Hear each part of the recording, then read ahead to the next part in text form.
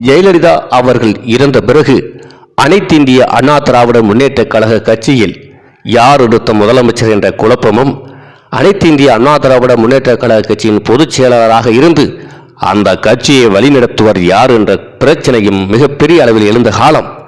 அப்போது மெரினா பீச்சில் அம்மா சமாதியில் இருந்து கொண்டு அடுத்த முதலமைச்சர் சசிகலா என்றும் அடுத்த பொதுச் செயலாளரும் அவர்தான் என்று முதலில் நெருப்பை பற்ற வைத்தவர் இவர். அன்று இவர் பற்ற வைத்த நெருப்பு இன்றும் அண்ணா திராவிட முன்னேற்ற கழக கட்சியில் அணையாமல் எரிந்து கொண்டுதான் இருக்கிறது. சசிகலா அம்மையாரின் தீவிர விசுவாசியாக செயல்பட்டவர் தற்போது எடப்பாடி அணியின் ஆதரவாளராக இருந்து வருகின்றார். தென் மாவட்டங்களில் அதிமுகவின் செல்வாக்கு அழிந்து வருவதால் அதற்கு காரணம் முக்குளத்தூர் தேவர் சமூகத்தின் முக்கிய தலைவர்களாக அண்ணா திராவிட முன்னேற்ற கழகத்தில் பார்க்கப்பட்ட சசிகலா, டிடிவி தினகரன், ஓபிஎஸ் போன்றவரை கட்சியை விட்டு நீக்கியதால் அந்த முக்குளத்தூர் சமுதாய வாக்குகள் அதிமுகவில் சுத்தமாக விழுவதாக இல்லை. அதனால் அந்த கட்சியின் எதிர்காலம் கருதி இவர் போன்ற இரண்டாம் கட்ட தலைவர்கள் முக்கிய முடிவுகள் எடுக்க வேண்டும் என அரசியல் விமர்சகர்களும் அதிமுக தொண்டர்களும் கட்சி நலம் விரும்பும் பொதுமக்களும் கோரிக்கை வைக்கின்றார்கள். சட்டசபையில் எதிர்க்கட்சி துணைத் தலைவராகவும் இருப்பவர் முன்னாள் அமைச்சர் திரு ஆர்பி உதயகுமார்கள் 1973ஆம் ஆண்டு ஏப்ரல் 10ஆம் தேதி மதுரையில் பிறந்தார்.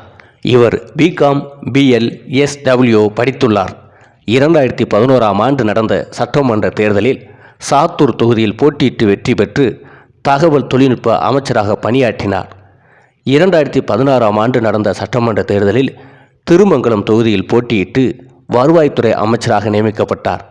2021ஆம் ஆண்டில் நடைபெற்ற சட்டமன்ற தேர்தலில் திருமங்கலம் தொகுதியிலிருந்து அதிமுக சார்பில் போட்டியிட்டு மீண்டும் சட்டமன்ற உறுப்பினராக தேர்ந்தெடுக்கப்பட்டார். ஜெயலலிதா அவர்கள் உயிரோடு இருந்த காலத்தில் இவர் முக்கியத்துவம் பெற்றவராக விளங்கினார். ஜெயலலிதா அவர்களின் தீவிர விசுவாசியாகவும் சசிகலா அவர்களின் விசுவாசியாகவும் திகழ்ந்தார்.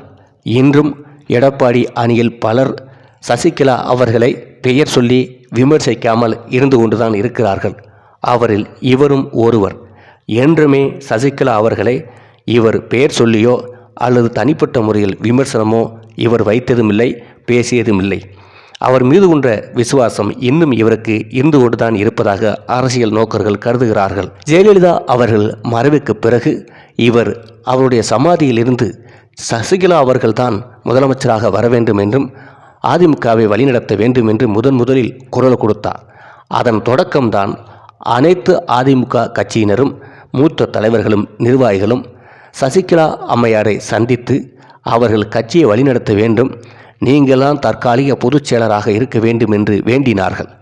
அது சம்பந்தமான அந்த வீடியோ எல்லாமே தற்போதும் சமூக வலைதளங்களில் வைரலாகி கொண்டிருக்கிறது.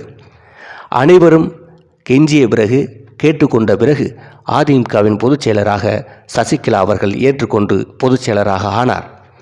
அவர் முதலமைச்சராகவும் வர வேண்டும் என்று பலர் கோரிக்கை வைத்த நிலையில் அவரால் முதலமைச்சர் பதவியை ஏற்க முடியவில்லை. காரணம், வழக்கு வந்ததனால், தீர்ப்பு வந்ததனால் அவர் சிறை செல்ல வேண்டிய சூழல் வந்தது.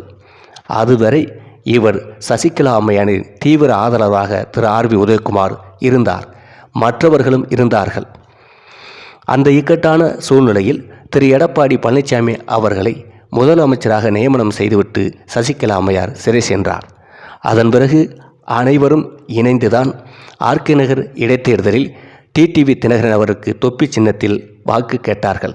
இதற்கு இடையில் தர்மயுத்தம் நடத்திய ஓபிஎஸ் அவர்களால் அதிமுகவின் இரட்டை இலை முடக்கப்பட்டது.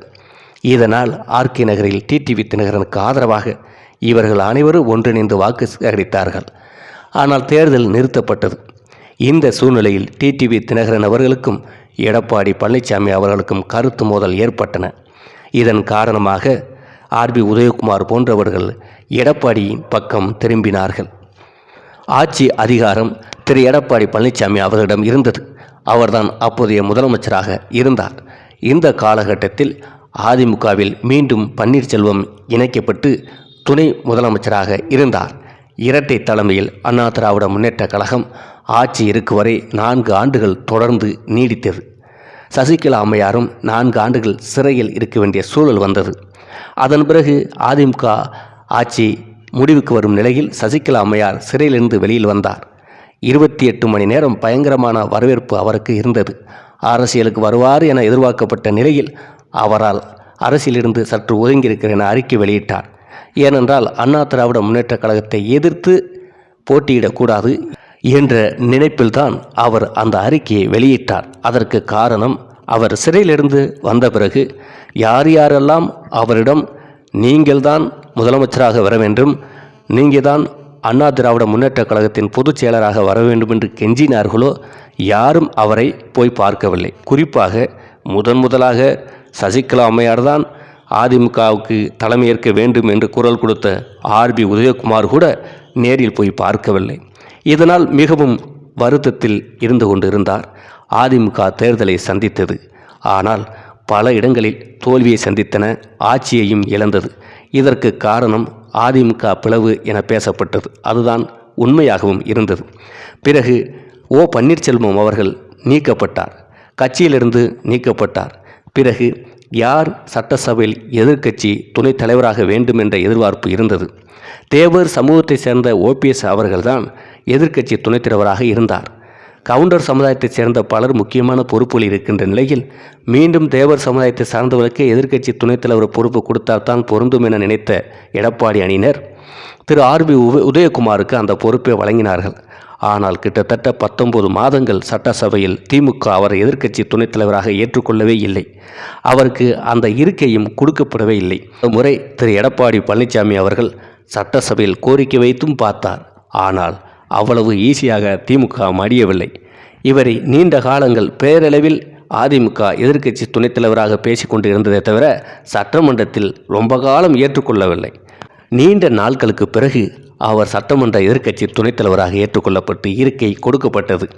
அந்த அளவுக்கு இவர் கட்சியில் ஒரு முடிவெடுத்து கூறினாலும் திமுகவே இவரை சட்டசபையில் ஏற்றுக்கொள்ளாமல் புறந்தள்ளியது. தற்போது அதிமுகவுக்கு என்ன பிரச்சனை என்றால், எதிர்க்கட்சி துணைத் தலைவராக இருந்த திரு ஓபிஎஸ் அவர்கள் தென் மாவட்டத்தின் தேவர் சமூகத்தை சார்ந்தவர்.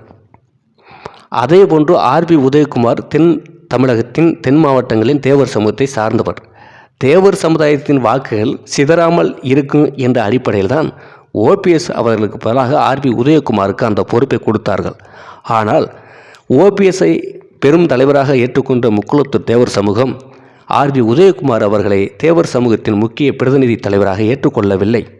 அதனால தான் தற்போது நடந்த 2024 பாராளுமன்ற தேர்தலில் ஆர்பி உதயகுமாரின் செல்வாக்கு பெற்ற பகுதியாக விளங்கிய மதுரை, ராமநாதபுரம், தேனி போன்ற பகுதிகளில் அதிமுக டெபாசிட் இழந்தது. குறிப்பாக 7 தொகுதியில் அதிமுக டெபாசிட் இழந்தது. அதனால் அதிமுக இன்றும் உள்ளுக்குள் பல குழப்பத்தில் இருக்கிறது. இப்போது இருக்கிற அதிமுக தலைவர்கள் யாரை நியமனம் செய்தால் தென் மாவட்டத்தில் தேவர் சமுதாய வாக்கு பெறும் என்ற குழப்பத்தில் இருக்கிறார்கள். ஆனால் இப்போதைக்கு யாருமே இல்லை. எடப்பாடி அணியில் இவரை தேவர் சமுதாயத்தின் முக்கிய பொறுப்பு கொடுத்து ஒப்படைத்தால் அந்த சமுதாய வாக்கு விழும் என்பதில் இப்போதைக்கு எடப்பாடி அணியில் அவ்வளவு முக்கியத்துவம் பெற்ற தலைவர்கள் யாரும் இல்லை. பிறகு எப்படித்தான் அதிமுகவின் வாக்குகளை தென் மாவட்டத்தில் உயர்த்த வேண்டும், தேவர் சமூக வாக்குகளை பெற வேண்டும் என்றால் அதிமுகவுக்கு ஒரே ஒரு வழிதான் இருக்கிறது. சசிகலா அம்மையார், ஓபிஎஸ், திரு டிடிவி தினகரன் அவர்கள் இணைக்காமல் அதிமுக ஒருபோதும் முக்குளத்தூர் தேவர் சமுதாய வாக்குகளை பெறாது என்பதுதான் பல அரசியல் நோக்கர்களின் கருத்தாக இருக்கிறது. அதுதான் கடந்த தேர்தல்களிலும் பதிலடியாக மக்கள் கொடுத்து கொண்டு இருக்கிறார்கள். இந்த சூழ்நிலையில் தென் மாவட்ட தேவர் சமூகத்தின் 2ஆம் கட்ட தலைவர்களாக அதிமுகவில் இருக்கக்கூடிய ஆர்பி உதயகுமார், செல்லூர் ராஜு, ராஜன், செல்லப்பா போன்ற தலைவர்கள் முக்கிய முடிவு எடுக்க வேண்டிய சூழல் ஏற்பட்டு உள்ளது. அதிமுகவின் செல்வாக்கு அதிகரிக்க, முக்குளத்தூர் தேவர் சமூகத்தின் வாக்குகளை பெருக்க சசிகலா அம்மையார், டிடிவி தினகரன், ஓபிஎஸ், எடப்பாடி பழனிசாமி 4 ஒருங்கிணைத்தால்தான் அது சாத்தியம். இல்லை என்றால் 100% அது சாத்தியமில்லை என்பது எல்லோருக்கும் தெரியும்.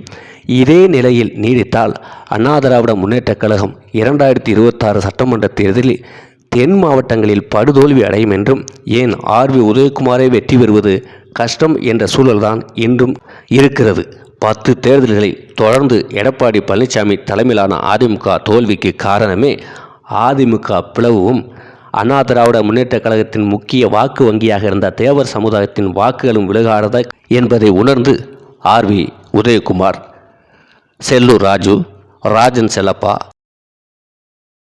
கடம்பூர் ராஜு போன்ற தென் தமிழக தென் மாவட்ட தலைவர்கள் அதிமுக கட்சி இணைப்பு பற்றி முக்கிய முடிவு எடுக்க வேண்டிய சூழல் ஏற்பட்டு உள்ளது.